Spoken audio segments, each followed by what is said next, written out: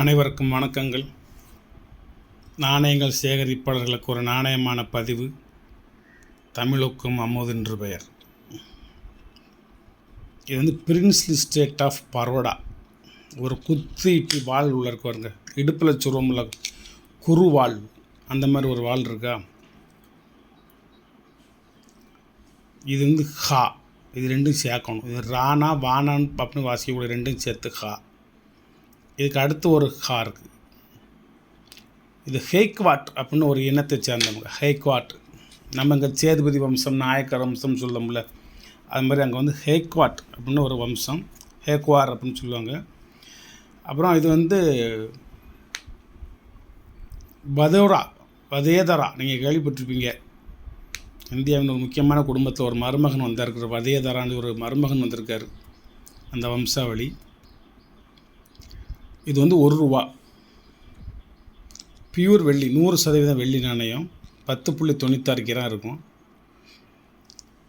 இதுதான் அந்த எழுக்கம் பாருங்கள், KHA ஹா. அதுக்கு அடுத்து ஒரு கா. இது வந்து நாகரி மொழி அல்லது பார்சி மொழியில் அந்த எழுத்து எழுதியிருக்காங்க. இப்படி வச்சு பார்த்தா அது கீழே வந்து வருஷங்கள். இந்த இது 1274 to 1287. நமக்கு இது வந்து ஹிஜ்ரி வருஷம். நமக்கு வந்து ஆங்கிலத்தில் 1858 to 1870. இது ஆங்கில ஆண்டு 1858 to 1870. இதை வந்து நான் ஷா ஆலம் 2 நாணயம் அப்படின்னு நான் பதிஞ்சு வச்சுருந்தேன் முதல்ல. புத்தகங்கள்லாம் இந்த மாதிரி ஷா ஆலம் 2 நாணயத்துலேயும் இந்த மாதிரி குறுவாள் பதிஞ்சிருப்பாங்க. பின்னால் பார்சி மொழியில் எழுதியிருப்பாங்க. இந்த பக்கம் ஷா ஆலம் 2 நாணயத்துலையும் இதேமாரி இருக்கும். அவரோட பீரியட் வந்து 1759 to 1806. இது 1858 to 1870. இப்போ வந்து வலைத்தளத்தின் மூலமாக நெட்டிலே நிறையா வசதிகள் வந்துவிட்ட காரணத்தினால இதை ஃபுல் அண்ட் ஃபுல் சர்ச் பண்ணேன். முதல்ல வந்து புத்தகத்தை பார்த்து படித்து எழுதினேன். அந்த எழுதின பயோடேட்டா தான் இந்த பயோடேட்டா. இவர் தான் ஷா ஆலம் 2. இது அவர் இயர், அவர் ஆட்சி செஞ்ச வருஷம். இது 1774, வெரி ரேரு. இது ஏடி. இந்த ஹா ஹிந்தி லெஜண்டு, அன்வாலா knife type, silver 11.5 gram, ₹1 Hindi Persian, rate 4000 அப்படின்னு சொல்லி நான் எழுதியிருப்பேன். இதெல்லாம் இயர், ஒவ்வொரு நாணயத்துக்கும் இயரை கண்டுபிடிக்கணும். அது ரேரிட்டியாக அல்லது நார்மலாக காமனாக ஸ்கேராங்கிறத கண்டுபிடிக்கணும். அப்போர்ட்ஸ் முன்பக்கம் என்னென்னு பார்க்கணும், ரிவர்ஸ் பின்பக்கம் என்ன பார்க்கணும், மின்ட்டு என்னென்னு பார்க்கணும், மெட்டல் என்ன பார்க்கணும், வெயிட் என்ன பார்க்கணும், வேல்யூ என்னென்னு பார்க்கணும், லெஜண்ட் என்னென்னு பார்க்கணும், கரண்ட் வேல்யூ என்ன அப்படின்னு பார்க்கணும். இது கலெக்டட் பை வந்து நம்ம பேர். இது நான் தயாரித்து வச்சுருந்தேன். இது கம்ப்யூட்டரில் போட்டு இந்த இடத்துல வச்சுருந்தேன் நாணயத்தை. அதை எடுத்தேன் இப்போ இன்றைக்கி. அதை எடுத்து இன்றைக்கி இப்போ வலைத்தளத்தில் போய் நான் சர்ச் பண்ணல. இந்த விவரங்களை நான் மீண்டும் திருப்பி உங்களுக்கு தாரேன். இதனுடைய இயர் டோட்டல், இந்த இயர் இந்த ஹேக்வாட் அல்லது காந்தே ராவ் அல்லது ஷாம்ஜி ராவ், சாயாஜி ராவ் இப்படின்னு நிறையா மன்னர்கள் ஆட்சி புரிஞ்சிருக்காங்க. நமக்கு பரோடா அப்படின்னா பரோடா பேங்கு தான் தெரியும், மற்றெல்லாம் தெரியாது. பரோடா நாட்டு மன்னர் இருக்குது. ஆனால் இது வந்து குஜராத்தில் இருக்குது. கடலோரம் ஒரு நகரம். சூரத், அகமதாபாத்துக்கு அடுத்து அதிக மக்கள் தொகை வாழக்கூடிய ஒரு மாநகராட்சி. அது விஸ்வாமித்ரி அப்படின்னு ஒரு நதி ஓடுது. அந்த நதியின் கரையில் இந்த மாநகரம் இருக்கின்றது. Baroda, princely state of Baroda. 1949 தான் இந்தியாவிட ஒரு மாகாணம் அது இணையுது. இதை ஆங்கிலத்தில் சொல்கிறேன். The princely state of Baroda was ruled from 1721 to 1949 by the Gaekwads of Maratha Confederacy. The genesis of Gaekwad can be traced from Gaekwar, meaning Gaekwad.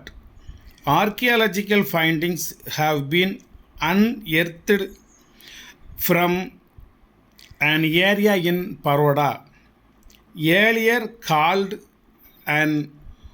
Ankotaha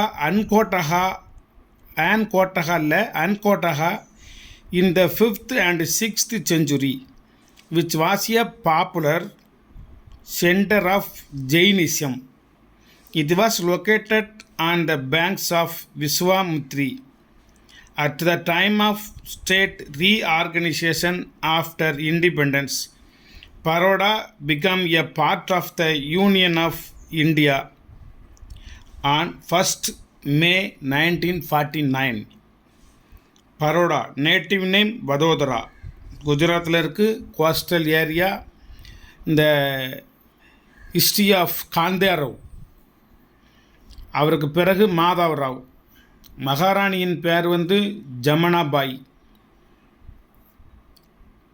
மன்னர் பேர் சாயாஜி ராவ் ஹெய்க்வாட். இப்படின்னு ஒரு சின்ன ஒரு குறிப்பு நான் எடுத்தேன், இப்போ தமிழில் எடுத்தேன், அது இங்கிலீஷில் எழுதி வச்சேன். இதை பற்றி சொல்லணும்னா ஒரு மணி நேரம் சொல்லிட்டு போகலாம். வரலாறு அவ்வளோ தூரம் கிடக்கு. இந்த பரோடா நாட்டு மன்னர் வரலாறு குஜராத்தில் தான் இருக்குது, சூரத்து பக்கத்தில் தான் இருக்குது, அகமதாபாத் பக்கத்தில் தான் இருக்குது. ஒரு கடற்கரை ஏரியா தான். பரோடா நாட்டு மன்னரின் ஒரு அற்புதமான வெள்ளி நாணயம். இதில் இதே மெத்தட்லேயே ஆஃப் ரூபி இருக்குது. இது 1 ரூபி. வெயிட்டை வச்சு தான் நீங்கள் ஆஃப் ரூபி 1 ரூபியாக கண்டுபிடிக்க முடியும். மற்றபடி பிரிண்டெலாம் ஒரே மாதிரி தான் இருக்கும். அதில் இயர் இருக்கும், எழுத்துக்கள் இருக்கும்.